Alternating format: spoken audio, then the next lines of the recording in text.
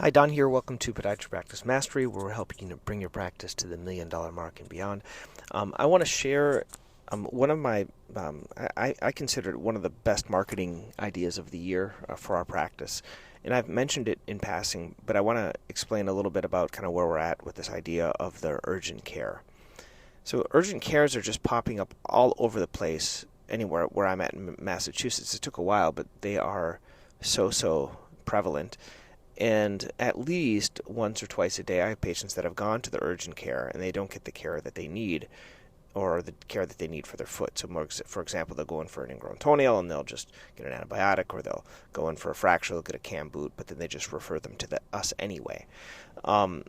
And so I can't really tell them just to send them away. I am reaching out to the urgent cares to have them send their patients once they see them. But how can I get them not to go to the urgent care? So we put up a web page for an urgent care in our area. And we meaning I have a virtual assistant that kind of makes these things for me.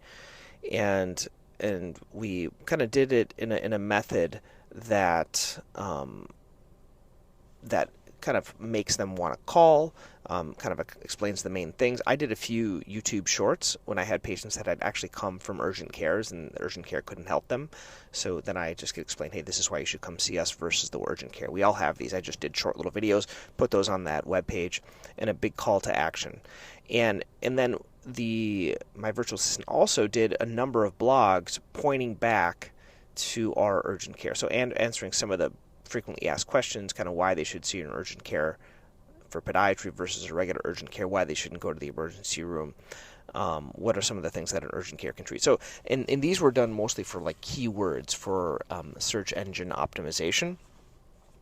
And so they're pointing back there. And so we are finding an influx of searches on our webpage. So I think we went from like 4,000 distinct visitors the month before to 5,000. So I think this is working. And then what I'm doing now is I am sending money to it, meaning I'm sending $5 a day to have patients from Facebook to go to that urgent care. So and how did I do that? Well, one of my favorite guys is Alex Harmozy, and he talks about an idea of you take your best YouTube short and you add a little tail on it, meaning you add a little call to action. And so I picked the best YouTube short that kind of talked about the urgent care, and I put it up as a Facebook ad, and then I'm sending people to that page to make an appointment for that. So that's kind of the phase 2. So phase 1 would be making the page. Phase 2 is blog posts that can point to it for SEO. Then phase 3 is doing ads. And I guess the next phase would be advertising this podiatry urgent care. And where would we do this? My thought is we have good relationships with some of the running stores, so kind of asking them, hey, we have this, urgent care podiatry, if you have people that come in. The other benefit I feel like is that this urgent care idea, it really reduces complexity of what we have to offer. So, for example, in the past, I used to want to say, okay, well, I'd like to do an ad for plantar fasciitis or for Achilles tendinitis or for ingrown toenails. But if you look at those, most of those things are urgent care things. So if you advertise only the urgent care, people can understand, well, I want an urgent appointment, I want to come in.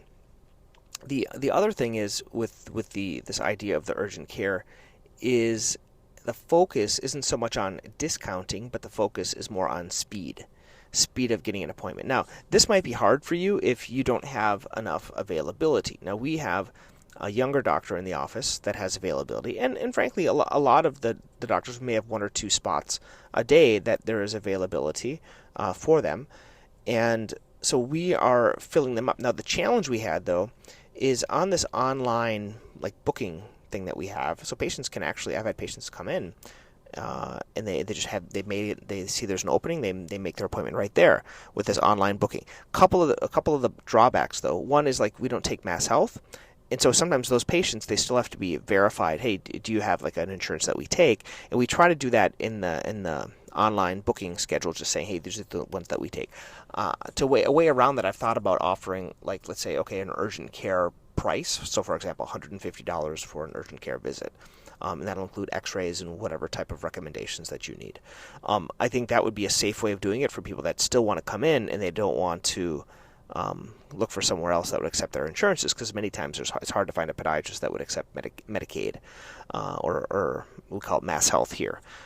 So that would be another idea. Another reason for it, I feel like, is patients always think their conditions are urgent. We know this. Like, they've been having plantar fasciitis for 6 months, but just because it hurts right now, they think it's an urgent issue and they want to come in right now. So I think the urgent care is a good focus, because it focuses on speed. The problem I had, though, is when I made that online registration, it was only filling up new patient slots, because most of them were new patients. And this, for example, our new doctor here, it filled up all his new patient slots, but he had a lot of established patient slots that weren't filled. But if you think about it, most urgent care things are pretty quick, right? They're not really, really long visits. Maybe like a plantar fasciitis or Achilles tendinitis one would be. But so what we're trying to do is, on our booking, online booking thing, we're trying to add slots for urgent care, meaning I'm going to take a new patient or an established patient slot, and they can use either one of those just to fill those up. So I'm going to have a special booking page. I'm going to have one just for urgent care and one for our main page for normal patients, new and established, and then on the urgent care page it'll just be urgent care. So it'll be a lot more availability, and I think the more availability, the more demand there'll be, and it'll fill up this other doctor more. And so my goal now is not to fill up and advertise him, but I'm advertising the urgent care, so it'll fill him up indirectly, and it'll help the practice overall in terms of our ranking. So anyway, I'd love to know if anyone else. I got one colleague. He told me he has an urgent care page on his. I like that idea. If anyone else has any other ideas on how to use an urgent care, I thought about making multiple pages. I thought about other types of ideas, but I'd love to hear what's working for other people in your practice. Shoot me an email, Don at podiatrypracticemastery.com. Once again, talk to you next time.